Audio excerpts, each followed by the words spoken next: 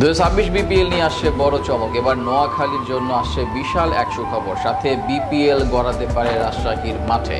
নতুন আপডেট এসেছে ফরচুন বরিশালের হোম ভেন্যু নিয়েও।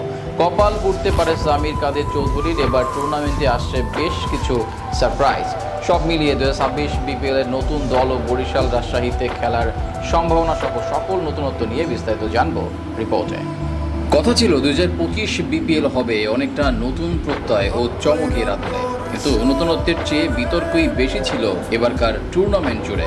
তাই এবার প্রায় 6 মাস আগে থাকতে পরবর্তী মৌসুম নিয়ে পরিকল্পনা শুরু করেছে বিসিবির নতুন সভাপতি। এবার আসরে আসতে যাচ্ছে বেশ কিছু বড় চমক, সাথে সুখবর আসছে উত্তর ও দক্ষিণবঙ্গের কয়েকটি জেলার জন্য।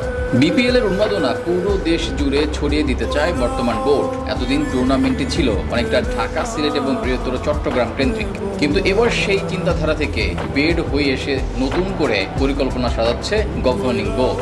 জানা গেছে নতুন একটি ফ্র্যাঞ্চাইজি যুক্ত হতে পারে 2026 মৌসুমে।